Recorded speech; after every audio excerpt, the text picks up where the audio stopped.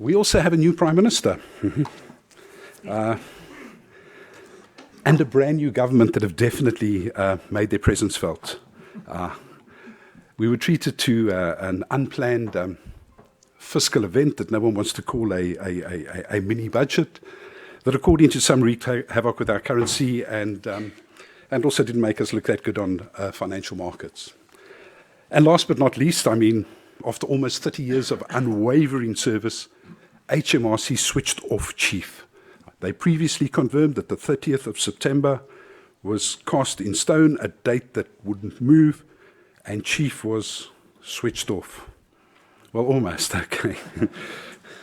Now, these events all have a significant impact on how we as a country are perceived in the international arena. I mean, the dramatic fall of the pound has added significant cost to a lot of our members' products, and obviously continues to make forward planning extremely difficult. But there has been sort of a lot of noise, positive noises coming from HMRC and the regulatory authority. We're going to be speaking about sort of eco-systems of trust and a single trade window today. There are sort of initiatives to look at sort of the implementation of voluntary standards by our industry, something we've been shouting about for a long, long time. The initiative to look at free ports and other special economic zones. And these all sound very attractive. My concern is, will the government continue to, to support these initiatives, and how deliverable are they going to be in the very, very short period that this government has before the next election? I mean, I think that's planned for the 23rd of January 2025. Does that not conflict with when single trade window is supposed to be delivered? And we obviously have the risk of a general election sooner than that. I mean, where will these things be on the priorities list of political parties as they embark on the campaign trail? And how much of this would be prioritized by Prime Minister Starmer or maybe Prime Minister Farage? I mean, I think these are things that we need to worry about. So as an association, I think we need to make some noise and ensure that our needs as an industry sector is on the sort of election agenda of all parties concerned. Our industry needs certainty. We need the ability to plan. Otherwise, we are not ever going to be effective. And for this, I need your guys' feedback. I need to know what's important to you so we can make sure that what's important to you is on those agendas. Today, we'll be covering some of those initiatives. We'll be talking about the ecosystem of trust, free ports and the single window. And we want to do it both from an industry perspective and from the perspective of the regulatory authority. Then we look at some of the things that are causing us pain. CDS, how's it landed? Why has Chief not been switched off? What can and what can't CDS do? And obviously what still needs to be done from a CDS perspective. Again, covering both from a regulatory and an industry perspective. The plastic packaging tax is something that sort of crept up on us unexpectedly. It's something I know absolutely nothing about, but Kevin, as our secretariat, members have been sort of knocking on his door constantly to get us some information on this, and I'm very glad that my committee was able to find an expert that's going to sort of take us through that today. And last but not least, I mean, what is going to happen in Northern Ireland? TSS have just had their contract extended for a year, despite them not providing the functionality that we were promised a long, long time ago. Is Steve Baker's apology and change of approach finally going to deliver an agreement? And what are the legal implications of that agreement being delivered or not being delivered? We asked TSS to be here today. Unfortunately, I mean, our invitation went through a little bit late, and they couldn't attend, but have promised to be at our next session. But I'm hoping to get a better understanding of the legal implications if things don't go the way they should from Jeremy White a little bit later today. So let's kick off the proceedings with a follow-up to Rocky Shah's presentation from our last national. Frank, who we all know as the father of TSS, is here today, and Frank's going to talk to us a little bit about ecosystems of trust and the single trade window. Frank, thank you. Thank you. Oh, it's the next one. Thank you very much. Good morning. Thank you for the intro, Des, and mentioning TSS. So until sometime earlier this year, I was head of Customs International Trade for Fujitsu, so technologist by background, but also deeply involved in customs and international trade, which has been my big passion for a long time now. And currently working with Institute of Exports on the ecosystem of trust programs and trials that we're working with the Cabinet Office on. A number of organisations involved. That's about 6 pilots. So I thought I'd take this opportunity to share with you some insights on what the ecosystems of trust are about, what that could mean for the future, what sort of things it promises to offer, and I'll also mention single trade window, how that fits in as well, refer to that. I'll leave a bit of space at the end. I'm hoping you'll get some questions and a bit of interaction going and some feedback on that. So ecosystems of trust, or developing trust in the supply chain, is really about partnerships between governments and trade organisations involved in trade. And the purpose of them is to essentially remove as much as possible of the impact of non-tariff trade barriers. So things like duties and taxes, what else have we got in the way? So how do we minimise the impact of those? And you can see estimates from World Bank it's a big number. And I'm sure you all deal with organisations that are affected by these things. I was with a farming community yesterday who've seen their trade with the EU halve because of those challenges that are introduced with the processes they have to go through, and they're still working on how to optimise those. Of course, we have to be careful when we introduce corridors of trust and trust facilities and capabilities. You don't have a smuggler's charter allowing people to put other stuff in that trade corridor because it's trusted and it's subject to less checks and balances. I used that for a presentation to Kenyan trade authorities last week, so I thought I'd use the same one again. So sort of things I would like to go through is what are, in context, what my view, this is not government speaking here, this is my view, my interpretation, of what I think the key initiatives are coming out from government, the principles around what the future border programs are. The government would like to have the most effective border in the world by 2025. And a little bit of a deeper dive into ecosystem of trust and touch on single trade window as well, if we go into that, and then summarise. And Des asked me to stress how we get involved from ACITA, so we'll cover that as well with some ideas. I kind of categorise government's main strategies in three buckets. I tend to think about threes. It's an easier way of thinking. So international trade deals are coming in thick and fast. Modernisation of the border is the one that I want to focus on, predominantly with the government published strategies on future border programme and future border initiative around about the 2025 border model. Free ports is another big theme, and I've highlighted digital trade bill, because without the digital trade bill, we're pretty much subject to wet stamps still, which of course are, the most trusted form of correspondence and processes. So principles of the, again, three items, no surprise there from me. Principles of the future border concept. There's a new target operating model that's being thought through at the moment for how the border will manage and facilitate trade in the UK. Pretty much a global view, not just EU, but how can we manage international trade and facilitate it as smoothly as possible without reducing compliance and security standards in that process, and of course collecting revenue. That should be out, I believe, sometime now, towards the end of this year, and that'll be really interesting for us to see what the thoughts are on that. Ecosystems of trust are being trialled at the moment, and we'll talk a bit more about what they are. And single trade window is currently going through last stages of consultation, and I think yesterday the publication was out for interested parties, how they might respond to a request to be involved in the single trade window. So that's starting to happen now. So first of all, starting with the target operating model, our traditional view of how risk assessment is or facilitations of trade are handled. So valuation criteria tends to be on commodity classification. So if it's foods and high-risk products, we look at those in a little bit more detail. Where's it come from? Who are the producers? Are they certified? Are there any mutual recognition standards? And that gives us a risk rating. Is it high, low? Do we need to intervene? Is it mandatory that we check or not check, or does it pretty much come through unhindered? We're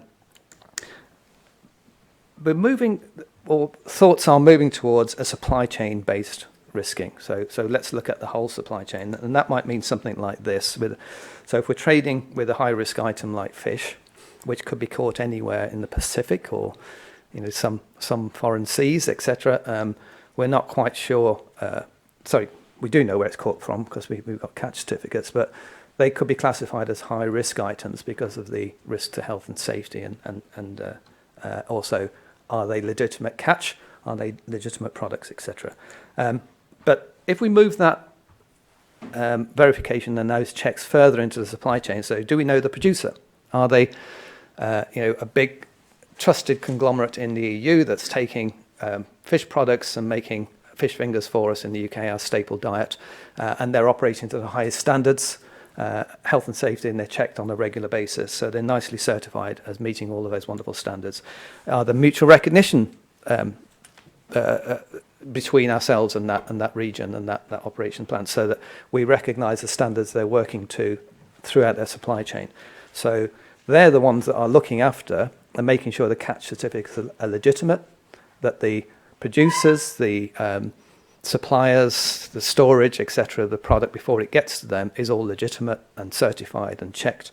So they've done an awful lot of the work for us we would normally do at the border. And can I see that data?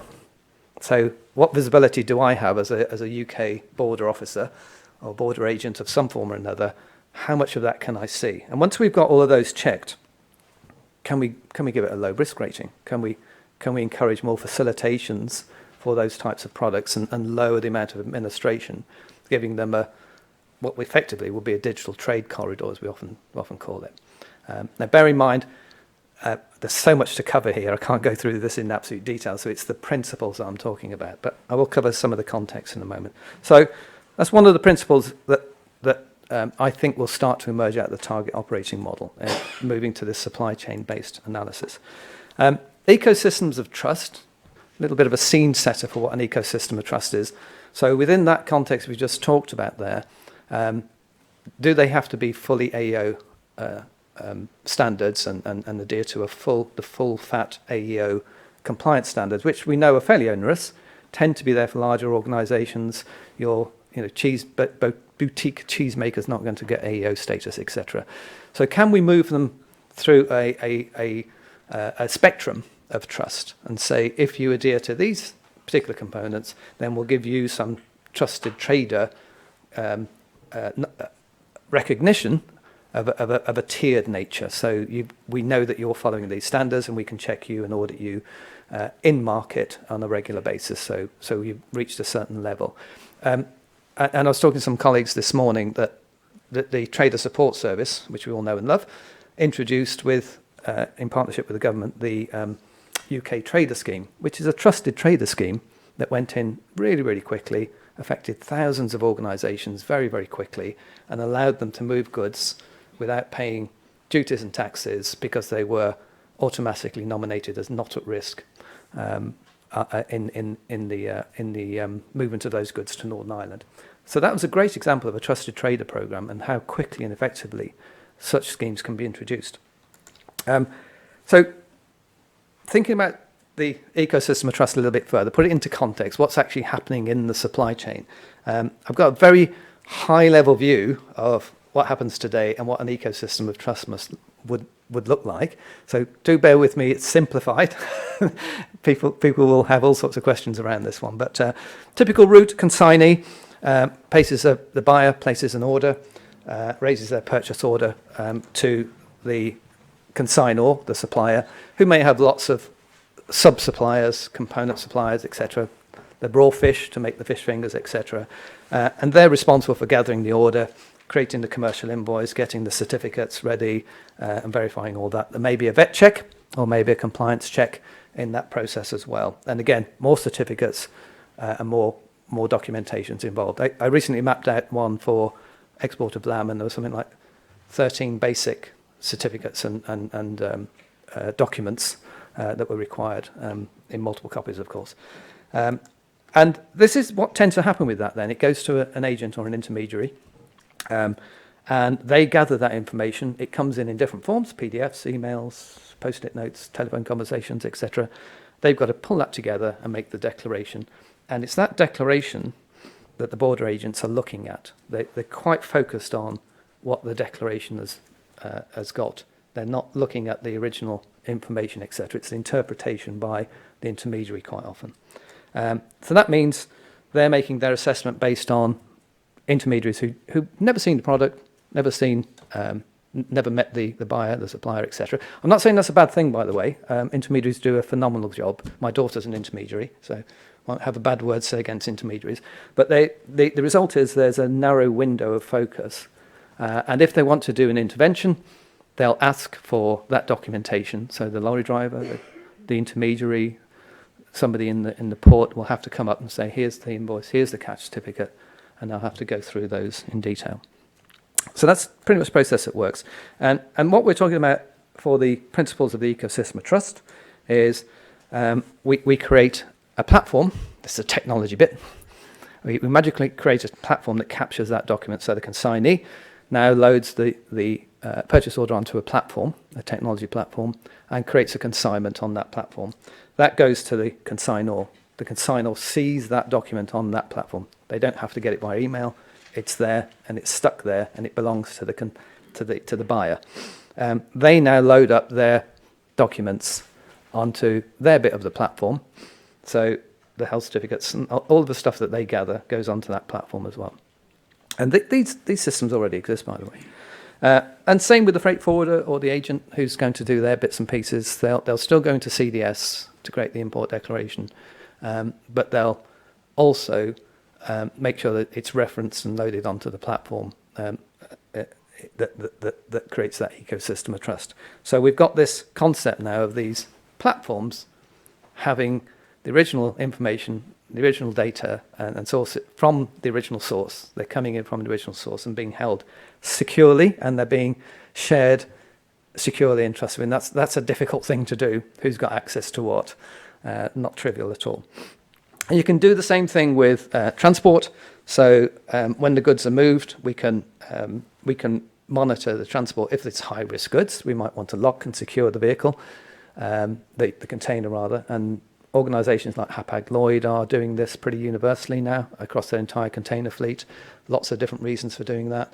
And we are hearing from trailer manufacturers that are building this technology into their trailers, electronic locks, GPS devices, sensors for temperatures and things like that. So this stuff is coming, and you can track that information, and you can load that information onto the platform as well. When was the truck loaded? When was it locked? Who loaded it? Where did it come from? What journey did it take? Where did it go to? Did anybody tamper with it? If it's chilled product, were the temperatures satisfactory, etc. Interestingly, there's an audit in there, pre-dispatch audit and arrival audit, because if you're going to lock the vehicle and you're saying, yeah, you can come through because you're locked, are we really confident we know what's in there? So you might move the check into the supply chain, so an authorised person, a nominated person, is responsible for saying, that's what's in the truck before I've locked it. Could be a vet, could be somebody else. And you can do ad hoc checks at arrival as well, which, again, those sort of checks do exist in retail today. They do good faith receiving processes as well. So we can move audits into the supply chain as well. I'll move along a bit quicker. And what does this look like for an ecosystem of trust? So I put together 4 or 5 of the agencies. There's probably 30 agencies that operate at the border, but these are the ones we know and love most of all. They typically operate on this subset of information as we talked about. I haven't put the safety and security declaration in there, but you can add that in if you wish. So, and they tend to work in a bit of a silo. So they'll look at DEFRA might look at the CHED forms, HMRC might look at, Border Force might look at the declaration, etc. And we go to this kind of approach. So all of a sudden, you're able to see all of that information across the supply chain. So it's not necessarily that all of a sudden Border Force and agencies are going to go, oh my God, I've got 50 documents to look at now. you start to put intelligence across those documents and that data so that you can look at consistencies in the information. Are the commodity codes changing across the portfolio? Are the ORI numbers the same, et cetera, et cetera? Has this done what we expected it to do? Are there any patterns that we're interested in? Or does this look all consistent and we know this organisation really well, though our confidence levels are high? So it allows us to then start using analytics over the data as well. And of course, if anybody stops anything, there's the supply chain information already to hand. Now, it's easy to just go through this as a concept, isn't it? It looks so easy on paper. So if we break it down into its blocks, first thing is what makes up this ecosystem trust and this wonderful mythical platform that I've just mentioned here. First thing is we've got to be sure about who we're dealing with, who's signed up to this, and it's called identity, digital identity. You are familiar with this because if you have a mobile phone, which I'm sure you have, and you do your banking on your mobile phone, they pretty much know who you are. You know, hopefully you can't get on my phone and access my NatWest Bank. So it's pretty locked down. But that's very much an interaction with NatWest, not with everybody. So we need very robust digital identity if we're going to move to a digital trade corridor. The ORI numbers, yes, they're important, and registering with government systems. But those of us who've done customs work will know an ORI number can be pretty much defunct against an organisation that's gone broke a few years ago and stuff like that. So it's not the most robust system in the world, but it serves a purpose at the moment. So digital identity is really, really important. Who's on the system? What are they doing? Do we really, really know it's them? Second one is access to secure supply chain data. Secured? Supply chain data means if you put your commercial invoice up there, nobody else can get to it.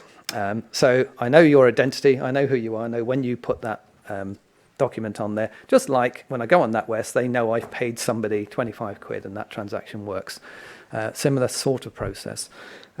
It's really, really important that that information is secured and the access rights are there. And then, of course, we've got standards to worry about. So what does a commercial invoice look like as a standard document? Because they're all different, aren't they? But again, we have to move to international standards if we're going to be digital. And those standards are published already, UNCFACT and a few others.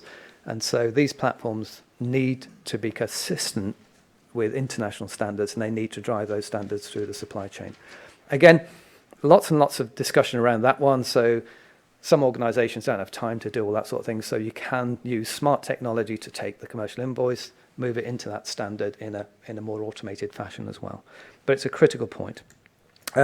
We talked about the supply chain itself, the transport. So for high levels of risk or interest, you might secure some or all of that transport. Interesting enough, the work we've been doing with organisations have seen this as one of the most important aspects of the benefits of an ecosystem of trust, is visibility of the supply chain. It astounds me, but it's so complex a beast that organisations see chunks of their supply chain, not all of it. And so they're really interested as to where they are in the process of the movement of that product. Not just the physical bit, but has the declaration been done, et cetera, et cetera. And it does map out the process very nicely for them. And then finally, we talk about in-market audits. So instead of having all of the stops and balances and checks and at the border, you probably will have some, you'd move those into the supply chain. And I mentioned before the truck's loaded, in the processing plant, making sure they're following standards, and looking at what's arrived as well. So you've got the checks and balances in the supply chain. Again, organisations are doing this today. You know, people like RAS do good faith receiving for the major supermarkets, and they check a percentage of goods that arrive. And you add that together, and you get a much more balanced dashboard, for want of a much broader dashboard for government to then act in a more informed way. And using that information, they can start to then segment the market, look at areas where they know what's going on, where they're confident, and where they can offer greater facilitations. So, for example, you can take motor car manufacturing in the UK is a hugely important area for us. Could you look at that as a trade sector and build compliance like this with motor car manufacturers? And that would take significant amount of pressure off the borders, because they're they're some of the high volume movers, fast parcel operators, etc. So single trade window, I'll just touch on this for a moment very quickly. That's coming out at the moment, and the government are now moving towards this at pace. What does it look like? There's lots of descriptions of what the single trade window is and what it will offer. It'll be a nodding away. So it's a bit of a pick and mix at the moment, but it will evolve. And it's complex. You know, we're not starting from scratch. Kenya's recently introduced a single trade window, which I'm familiar with. It took them a year or two, but they started much less infrastructure than we have. So we're in a more complicated situation. Single sign-on, context guidance is key. So how do I do something? What does this mean? What do Incoterms mean? So context-related help. And a one-stop shop, so I can do my LAM export from one portal instead of going into lots of different portals. Hugely ambitious, I think, but fantastic of it. So it'll need to interface with government systems. It'll need to interface with external systems like port health, CSPs, that sort of thing. So it's going to have to be quite smart in the way it does that. Introduce supply chain data, which is on the agenda. And then you've got this integrated dashboard across the piece. So they do come together. Ecosystems of trust absolutely does marry into single trade window to create this thing. So huge.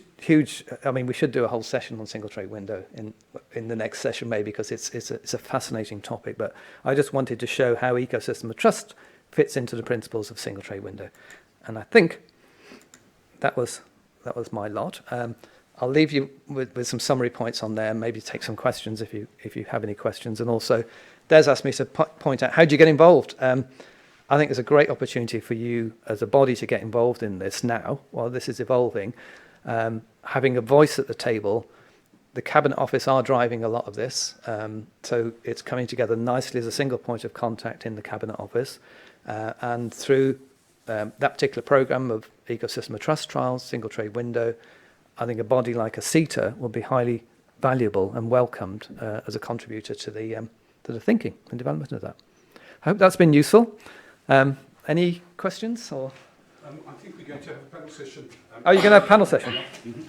So we won't do questions then. Questions. Coffee time. Frank is going to, we're going to put Frank up on the stage with a couple other people. Are you? So, I didn't know about that. Thank you very much, Frank. Pleasure, thank you.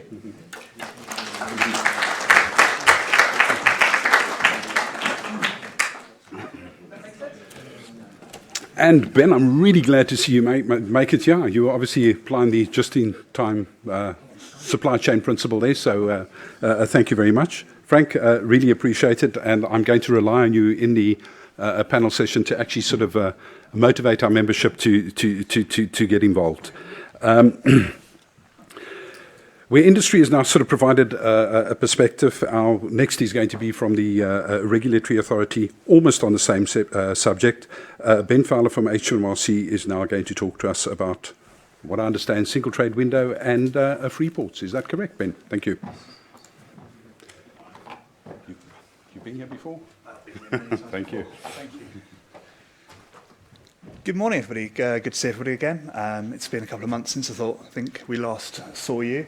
I'm going to talk through two areas today very briefly, free ports and single trade window. I have my colleague Dean here from the free ports team who can field any questions from a single trade window perspective. It's more of a sort of a verbal update and building on what Frank said just now, a couple of opportunities to comment in the near future.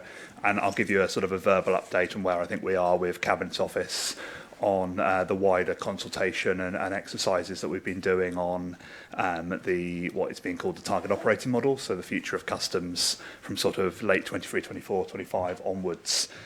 So just moving through a couple of things. So start with free ports first, and then Dean can sit down when we've gone over that piece. I'm conscious I'm taking up until your coffee break, so I will try and be to time.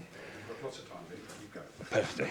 I know everyone's always willing to ask questions on these areas. So starting off with free ports first. First two slides is just a bit of a recap of where we've ended up and how we got here. So free ports was a Conservative manifesto commitment back in the last election, 2019 manifesto. And that was to drive trade and investment across the UK. And we've obviously parallel goals towards regeneration and job creation as well, and sort of bringing people together into specific areas to support innovation. So as many of you will know, 40 bids received, 8 successful free ports picked. So I won't list them out in total, but obviously they're listed here. And just to reassure everyone, the slides Kevin will send out after the presentation. If anyone's trying to take pictures or anything like that, you'll get them in full. So nothing to worry about there.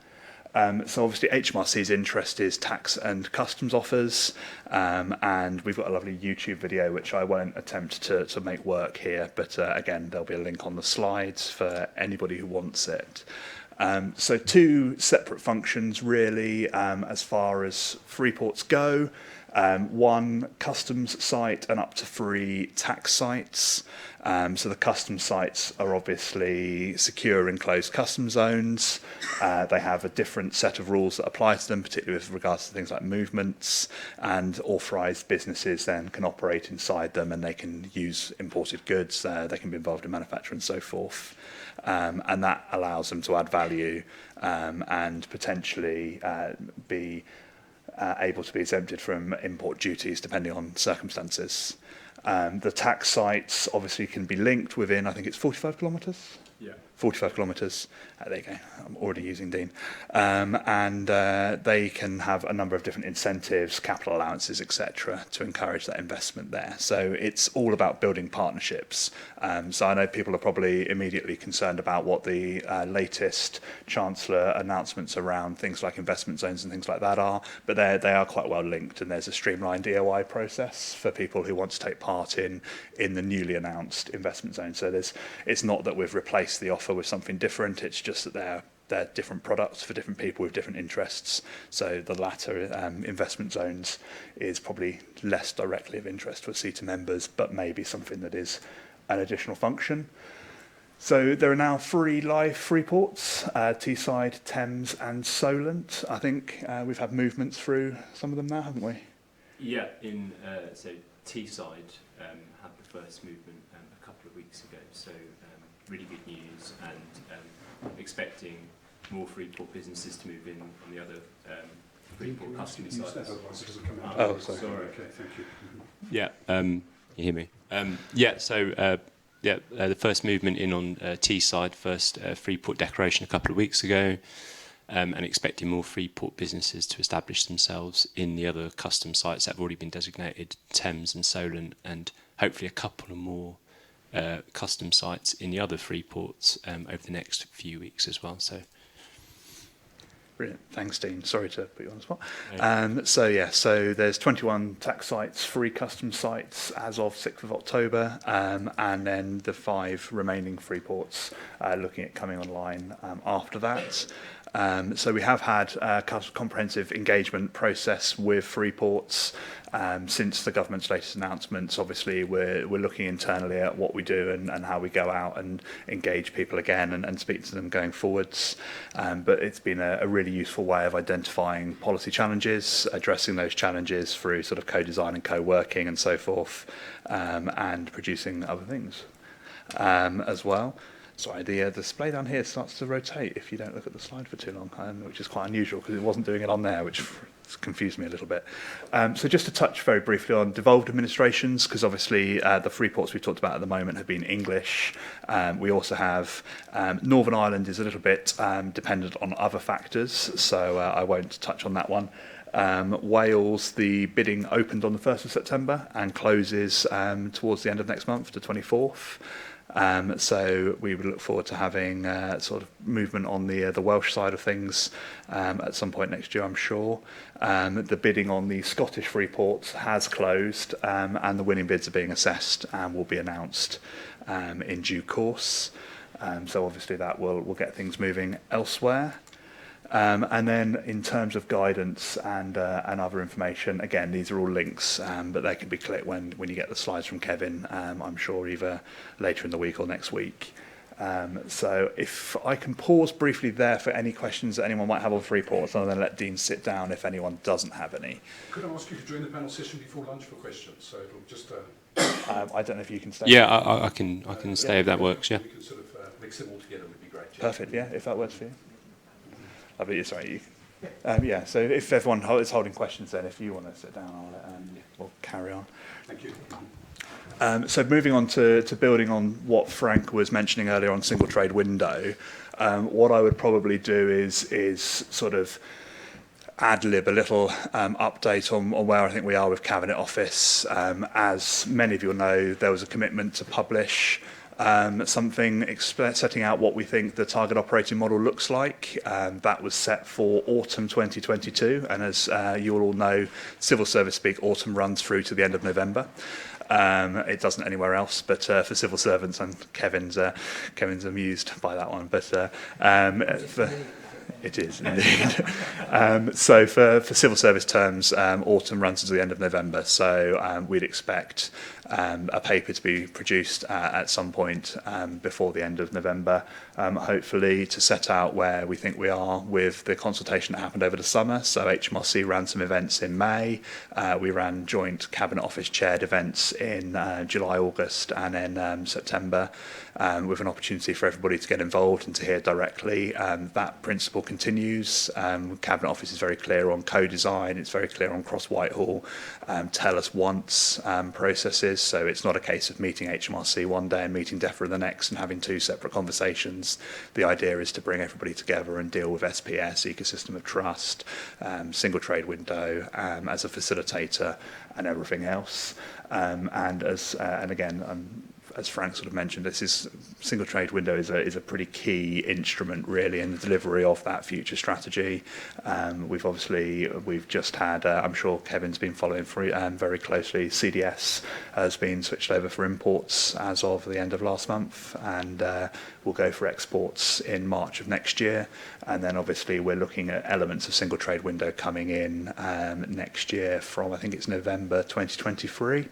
And those will then evolve over time. It's sort of low-hanging fruit in November, moving on towards full implementation by the end of 2027, but with obviously different elements fitting in at different times. I can speak to a limited extent on Cabinet Office plans, but those have been slightly up in the air following the change of Prime Minister, and then paused again from engagement over the Queen's funeral and so forth.